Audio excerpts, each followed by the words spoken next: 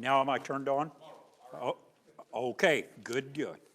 So we're gonna just deal quickly with some parts of chapter 12 because they are, in some senses, a summary of things that he's already said. And we've dealt with them at some great length when he first introduced the idea that he has to defend his apostleship. Well, we've dealt with him defending his apostleship on a number of different occasions in a number of different places in both 1st and 2nd Corinthians. So we'll not take the time to go through the defense of his apostleship again tonight. The thing that he talks about here at the end of chapter 12 is he says, I'm getting ready to come to you the 3rd time. And he says there are some things that I want to make sure you understand. I wish that I could come to you in love. I wish that there was no sense in which, well, he says, I wish there was no sense in which I would find people that weren't doing what they were supposed to be doing. But he says, I probably will. Now, we talked at great length in 1 Corinthians 5 about the man who had his father's wife and how Paul had to correct that situation. And that makes it clear, at least when you read the first part of chapter 13 and the end of chapter 12, that he wasn't the only person that was having difficulty there in Corinth.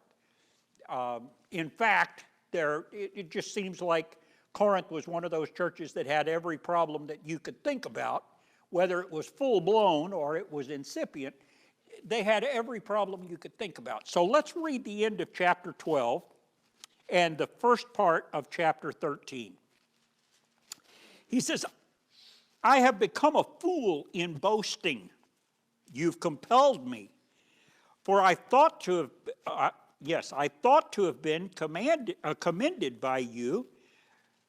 For in nothing was I behind the most eminent apostles, though I'm nothing. Truly the signs of an apostle were accomplished among you with all perseverance, in signs and wonders and mighty deeds. For what is it in which you were inferior to other churches, except that I myself was not? Now for the 3rd time I'm ready to come to you. I wish that we had time to talk about what all of that implies. The most damnable thing about those that were apostles or that said they were apostles but really weren't was that they were trying to make merchandise of the church. They were doing what they did in order to use the Christians. And maybe it was money, maybe it was fame, maybe it was adoration. I don't know exactly how they were trying to use the church, but they were seeking theirs. They were seeking their money, their approval. And Paul says, I don't seek yours, I seek you. And what a wonderful thing that is to see somebody who can say that. He says, for the children ought not to lay up for their parents, but the parents for the children. I sent that passage to my dad, just make sure that he understood that. And I'm just teasing, guys. And I will very gladly spend and be spent for your souls, though the more abundantly I love you, the less I'm loved. But be that as it may, I did not burden you. Nevertheless, being crafty, I caught you by cunning. So there's this kind of sarcasm or irony or something really tart about what the Apostle Paul says and the way that he says it. He really doesn't mince words. He cuts right to the point. He says, did I take advantage of you by any of those whom I sent to you? I urged Titus and sent our brother with him. Did Titus take advantage of you? Did we not walk in the same spirit Did we not walk in the same steps? Again, do you think we excuse ourselves to you? We speak before God for your edification, but I fear lest when I come, I shall not find such as I wish, or find you such as I wish, and that I shall be found by you such as you do not wish. So, as much as I'd like to come to you and everything would be rosy and all things would be good and we could revel in each other's presence, he says that's probably not going to happen. Yeah, Brad. I get the same feeling every time I have a substitute at school. I go away, leave instructions of what's supposed to happen, and I know I want it to all go well, but I really expect coming back to see that note from a sub that Johnny did this and Susie had this, you know. Yeah, and to piggyback on what you're saying, when you go away, you probably know who is going to be the subject of the note when you get back. And I think Paul did too. He knew the people there in Corinth. And he knew their tendencies. He knew what they were likely to be involved in. And he says, it's just probably not going to be the best when I get there. He says, lest there be contentions or jealousies or outbursts of wrath, selfish ambitions, backbiting, whispering, conceits, tumults, lest when I come again my God will humble me among you, and I shall mourn for many who have sinned before and have not repented of the uncleanness, fornication, and lewdness which they have practiced. Paul clearly understands that the fellow that he wrote about in 1 Corinthians 5 was not the only one in Corinth who was involved in those kinds of problems. Now, maybe they didn't go as far as he did. Maybe they didn't do what he did, but there were a lot of people there in Corinth that had these problems, and they persisted. And I'm sure that you have been around churches where that was the case. You go away, you're gone for 20 years, you come back, and pretty much like it went away. Things didn't. Any questions through the end of chapter 12? Yeah. I was just going to say, these people came out of a culture that accepted a lot of this practice. And without somebody standing there reminding them that, no, not to do that anymore, it was kind of easy to slide back. It shows, you need good leadership, good elders to fix that stuff. Yeah, you're absolutely right. The environment that they lived in, especially in Corinth, because Corinth is a seaport town, was kind of beyond surpassing wicked. They probably saw things that would make my face blush, and dealt with things. And, as bad as we think it is today, it's probably not as bad as it was in Corinth when the Apostle Paul was there. So, that's not an excuse, but it is a reason. It does explain what's going on. So, any other comments down through the end of chapter 12? Times haven't changed. I'm sorry? Times haven't changed. Okay. That description right there is, I leave a group of teenagers in that room alone without supervision. I guarantee I come back, there will be quarreling, jealousy, anger, hostility. There will be all those things in that classroom. Yeah. But they haven't changed. And I wish that I could say that those things never come into the church. But, Humans come into the church, so. I'm sorry? Humans come into the church. Yeah, humans come into the church. And we bring with us some of the things that we should have left in the baptistry when we were baptized. But we're just not content to let the old man float in the water and drown. we want to bring him with us. That's what Ephesians said to be stand and watch, right? You gotta watch, because they'll creep back in if you don't watch. Well, I have this notion that the idea of baptism into the death, the burial, and the resurrection of Christ is appropriate because the old man to the death struggling mightily. It is an easy thing to put that old man to death. And that old man will rear his up. We're not very, very careful. Okay. That kind of touches on where I want to get in chapter 13. Let's read chapter 13 down through verse 5. And I really want to focus on what the Apostle Paul says at the end of this section in verses 5 and 6. I have told you before and foretell as if I were present the second time, and now, being absent, I write to those who have sinned before and to all the rest that if I come again, I will not spare, since you seek a proof of Christ speaking in me, who is not weak toward you, but mighty in you. For though he was crowned in weakness, yet he lives by the power of God.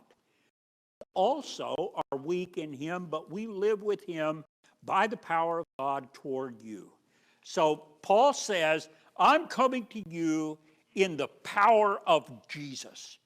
And, we've seen a number of occasions where the record says that Jesus, for the right reason, became incensed, drove the money changers out of the temple, cursed the tree that would not bear fruit. There are all kinds of things we have to understand. And we don't have the impression of Jesus or of Paul as this stern, commanding presence.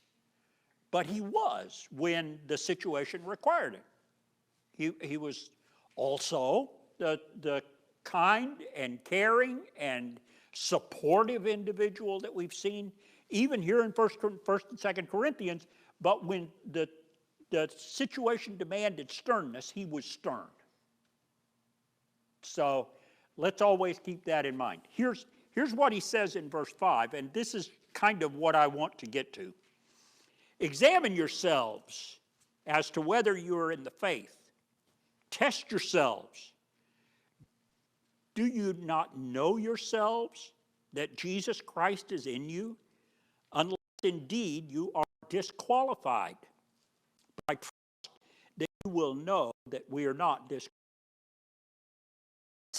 That's a striking statement. Test yourselves. It's a phrase or an idea that the apostle has presented before. 1 Corinthians, the 11th chapter. He says that the Lord's Supper ought to be an instance where we test ourselves or we examine ourselves. Now, that's a slightly different situation. Maybe the examination is slightly different than what the apostle is talking about here. But he does say, test yourselves. And I can't tell you how important that is. Remember, Paul has already said, what man knows the things of a man save the spirit of a man which is in him? Even so the things of God knoweth no man, but the Spirit which is of God. Now, he says that in order to prove, if you want to know what God thinks, you're going to have to listen to what God says. If I want to know what's inside of me, I can't ask Jeff because he can't tell me. He may have some ideas, but he can't tell me what's inside of me. I can't ask my kids. My kids know me pretty well, but they can't tell you what's inside of me. I can't ask Kim as well as Kim knows me. I mean, we've been married for years, okay? I still can't ask her what I think. And she gets really mad when I try to tell her what she thinks, by the way. So guys, there's a lesson in that for you. Don't tell your wife what she thinks, because you don't know what she thinks. If you're going to know what you think, the only way, the only path that you can follow to determine that is for you to examine yourself. And that's a bit disquieting. You know, I can hide a lot of things from the people that are around me, but when I pillow my head in the calm of the evening, I cannot escape some things that I know about myself. Yeah, Brad. It is very disquieting. One thing we do as a teaching practice many times is you videotape yourself. And I always hate doing it because to watch and hear myself, and I see all the little wrong things I'm doing. And the sound, it just, and you always beat yourself up. And it's just it is very disquieting. But it is necessary to try and grow and be better. Absolutely. This is an experience that we all have to go through. We have to take a self-inventory. And I think the apostle is going to describe some ways that we need to do this self-inventory. But notice that when he says, examine yourselves, that's in the present tense. That's not something that happened in the past. It's not something that you do once and you forget it. It's something that you do over and over and over again. So it's a continuous action. It's not going to stop, and it has to raise some important questions. Why do we do this in the first place? That's what we'll talk about tonight. The reasons why we examine ourselves is, I can always use it as an excuse. I can't see the clock back there, so I don't have to. Oh, that's the temperature. I was really impressed by that one because it looked like it wasn't moving very fast. I think we ought to stick with that one. Unfortunately, I got my watch on, so I know what time it is. But he tells us the reasons for examining ourselves, and then next week we'll talk a little bit about some of the things that are involved in deciding what the standard ought to be. And it's really easy to get caught up in the wrong standard when we judge ourselves. So we determine in the first place, when we examine ourselves, whether we are in the faith. Paul said, in the faith, and I think what he's talking about is taking stock of whether we are living according to the faith. Not that we're going to earn something, but the faith, as we've seen, Brad has talked about it in Jude, and we'll talk about it further. The faith, once delivered to the saints, is that which we live in. It circumscribes all of our activity. It tells us how we're supposed to live. We live in the faith. And if we're not, that's a serious issue. So we examine ourselves because Hebrews tells us it's quite possible to let go of the faith. And we'll talk a little bit more next week about what we substitute for the faith, what we want to judge ourselves by. But Paul says, examine yourselves whether you are in the faith. It is possible to drift away. Yeah. Well, once we examine, if we go to James 1, if we examine but don't do anything about what we see, it doesn't do any good. Excellent point. We're like a man beholds himself in a mirror, goes away, and forgets what manner of man he was. So don't ever think that when we say we examine ourselves, that once we decide I'm really a rat, that's all there is to it. The second step is fix it.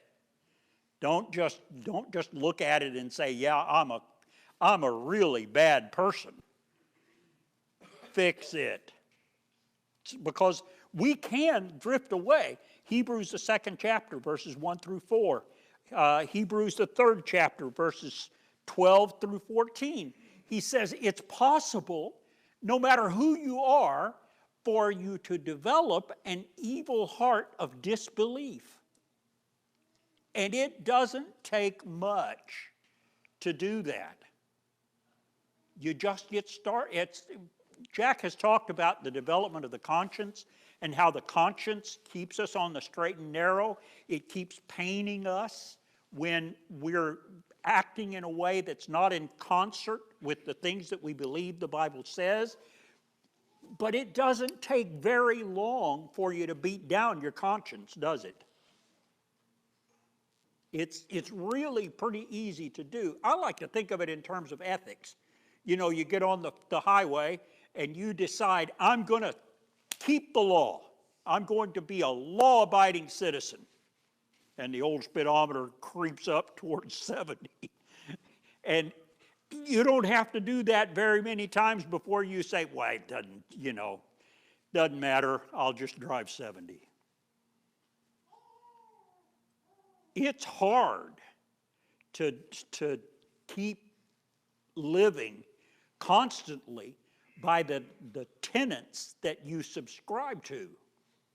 You know, it's a little bit hard to drive 65 miles an hour down the highway, quite frankly, because everybody's honking at you, and they're passing you on the right, and they're saluting you, and they're just all kinds of things that happen, but it can be done. I get on the highway, I set my cruise control at 65 because I know if I don't set the cruise control on 65 and I drive with my foot, I will not drive 65.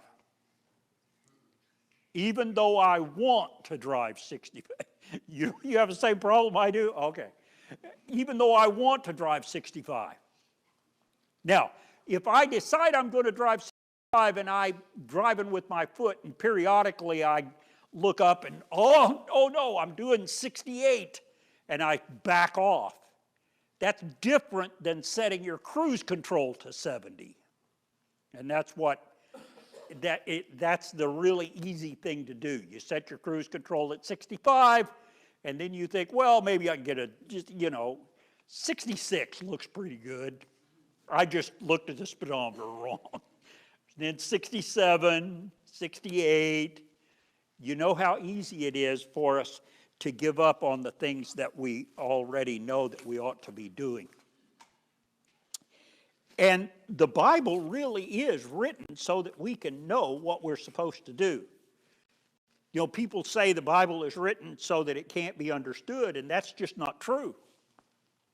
The Bible is written so that it can be understood.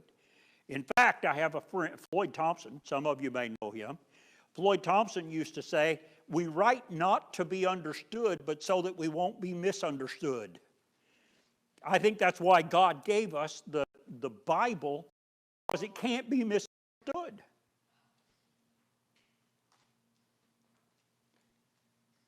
We can know what we're supposed to be doing. And there are some books that are written that just completely, perhaps the best one to look at is 1 John. And the 5th chapter, where he talks about you know what you're supposed to be doing. And he says, I write unto you not because you don't know, but because you know. So constantly keep examining yourself whether you're in the faith. Then the second thing that he says that we need to keep in mind when we examine ourselves is to be conscious of whether Christ is in us. This is a promise. It began on Pentecost when the Holy Spirit came to the apostles. It's not in that sense, but it is a very real promise for us today, just as it was for Christians in the first century. When you look at men like Stephen, one of the early deacons in the church, when he was chosen, one of the things that they said was, find a man who is full of the Holy Spirit. Now, Stephen didn't do miracles until such time as the apostles had laid their hands on them and then they were able to do the miracles. But in the beginning, Stephen didn't have some kind of miraculous indwelling of the Spirit, didn't have some miraculous indwelling of God, but you could look at Stephen and you knew this is a man in whom Christ dwells. And he could figure that out too. I will tell you, I'm not sure that I can describe everything about how that happens. I hesitate to say it's magic, but I can't describe it. I just know that it's real. I know it happens. C.S. Lewis said, I believe in the sun not because I can see the sun. I believe in the sun because of all the things that I can see because of the sun. And that's a pretty good way to approach it. I don't believe that the Spirit dwells in me or that Jesus dwells in me because I can see Jesus, but because of what I see because Jesus dwells in me. And that's you just exhausted everything that I can say about the indwelling of Jesus in the human being. But I know that it's real. I know that it happens. And I know that we can figure that out. To realize that there are ways that we can know that He dwells in us is an important part of making sure that we examine ourselves. Then, here's the one that's really scary. He says, determine whether you are disqualified. What do you think about disqualified? How do you kind of understand that? Yeah, Clinton?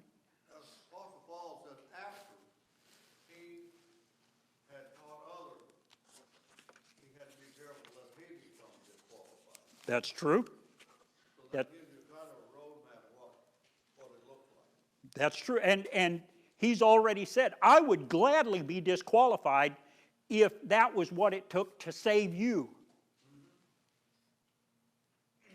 What do you think this means? Going back to the example of the Israelites, that God brought them out of Egypt, which is similar to, analogous to our being baptized and pulled out of sin. But then in the wilderness, they tested and they failed tests over and over and over again. Moses had to step, what was it, twice? Not just once, but twice, from wiping them all out instantly. Until when it came to time to go in, God said, it wasn't numbers, you've done me these 10 times, you're not going in, but only Joshua and Caleb. Yeah. Yeah, They weren't looking to see, how did I fail God? No, they hadn't been counting it or realizing. Yeah, it's easy to think that because we started out well, we got it made in the shade and we don't have to worry about it anymore.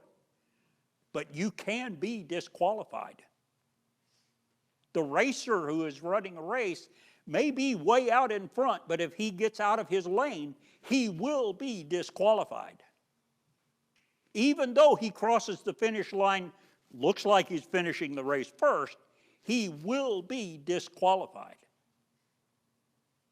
That's a scary thought. Every Israelite over the age of 20 that came out of the land of Egypt died in the wilderness. Not a single one made it. Well, except Joshua and Caleb. Not even Moses, yeah. Well, to be disqualified, the children of Israel often disqualified themselves, and the reason for it, what God said through Joshua, was that they chose not to obey God. They chose not to, they chose to take in idols, they chose to do those things that God abhors, and they disqualified themselves. So the same thing when it talks about examining yourself to see whether or not you are in the faith, the personal examination is, am I obeying God? Am I keeping His word? Am I living it every day? That's the qualification. Yeah, you're right. Nobody can disqualify us except us. That's right. No one can take us out of God's hand. He will preserve us. If we want to be preserved, He will preserve us. Undeniably, and an excellent point. Yeah, Dean, there seems to be two parallel things going on here. First of all, back in verse 3, there was a direct challenge to Paul's authority. He says, since you seek a proof of Christ speaking to me. So he's going to go down a parallel track and say, you need to examine yourself, see if you're disqualified. But then he goes on in verse 6 says, I trust you know that we are not disqualified. So he's going down two tracks. He's saying, we're looking at ourselves as apostles. You look at yourself as followers of Jesus. interesting point. Very good point. And by the way, I hadn't thought about that.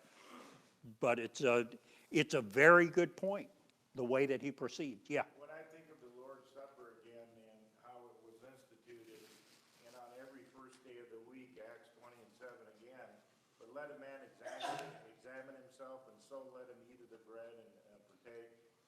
Again, the examination is, how have I lived this week? Have I followed? And it was by God's wisdom that He set it up this way, so that, how long did it take Aaron and those below when Moses went on the mountain? And they were into sin.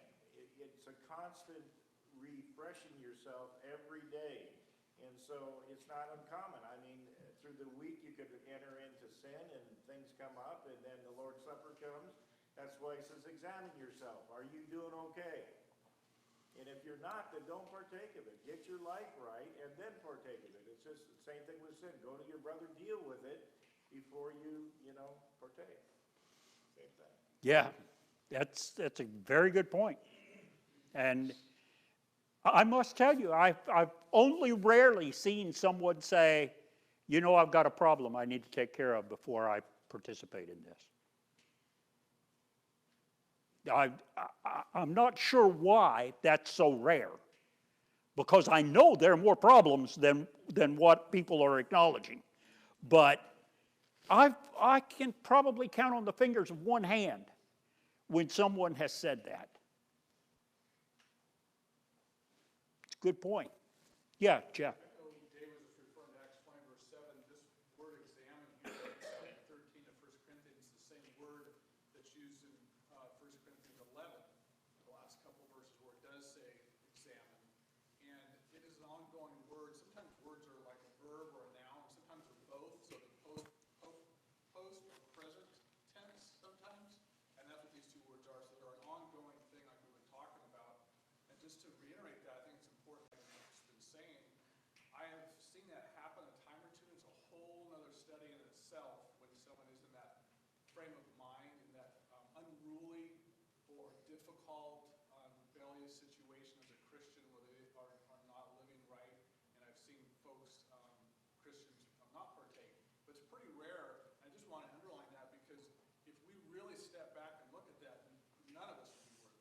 In other words, every week, every Sunday, we would all could be in that. You don't want to leave that as the purpose of this, but just to reiterate to the contrary. Well, again, that's the difference between ethics and morals. I may have, on occasion, gotten above 65 down the freeway, but I never intended to do that. That's, I think, what defines the difference. And any one of us would have to say, sure, this week there were times when I let God down, but I didn't intend to do it. Yeah. Well, and that's the passage about walking in the light as He is in the light. It says if we say we have no sin, still be walking in the light, because that, as it says, that purifies us as we strive our best to stay in that light. We're gonna trip, we're gonna stumble. But then, and that's the examination. Have I done the best I can to try and walk that walk? You know, when I get to a word like this, it's always so, it's hard to step back and say, I'm not sure I know what disqualified means, because I tend to think that's a word that I'm pretty well able to define, and I'm likely to skip over that. So one of the things that I do to prevent that from happening is I try to read from different translations, and you're real well aware of my habit of reading from different translations. So the New King James and the American Standard Version, no, the King James and the American Standard Version, not the New King James, say that you would be a reprobate. Now, that didn't help, because that's not a word. That's not a word that I can define as well as I can define disqualified. So it's just kind of out there. I really like the New American Standard Translation, and it says you failed the test. That one I pretty much got. I can get that one. So when we talk about being disqualified, as it says in some translations, or failing the test, I think that's what we're getting at. Yeah. You can think, and of course they dealt with this in Paul's day, but in the sports world, and if you're a track runner and you're on the jump starters that they have there to put your feet in, and if you get off and before that gun sounds, they have to restart. They give you another chance. If you mess up the second time, you're disqualified. You didn't play by the rules. You stepped outside the confines of what the rules are. And so you can make that spiritual application to God's word. Yeah. God says this is what you're to do. If you step outside of it, you willfully disqualify yourself. Yep. Yep. And the problem is, and it comes from sports, the problem is that God doesn't say you're disqualified, boom, you're dead. No. That's it. It's over. No, you're disqualified, but you get to keep swimming in the relay. It's when the relay is over, the judge walks up and says, I'm sorry, you were disqualified. It still looks like you're doing okay,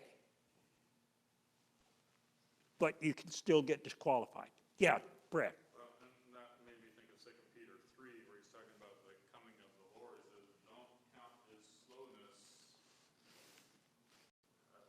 like he doesn't care, as I'm paraphrasing. Because time is not the same with him as it is with us. But he's waiting because he doesn't want he wants everybody to be saved, so he's being very patient. But there will come a day, like it came with the Israelites, where he says, nope. Yeah. We're done, no more. Yeah, yeah. And Peter says, you fall from your own steadfastness. The thing that's so desperate about this situation is, if you get disqualified, it's over. And you don't want that to happen. I would hate to stand before God in a day of judgment and he says, Dean, you blew it.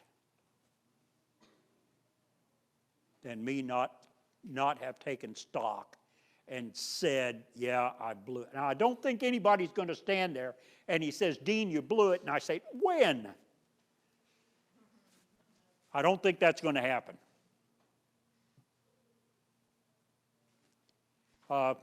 We're out of time. Let me just very quickly say the last thing that we want to be sure is that we know ourselves. It's so easy to fall into the trap of self-deception, but it's the only way that we're ever going to know what we are, is to know ourselves. Okay, I'm sorry I ran out of time.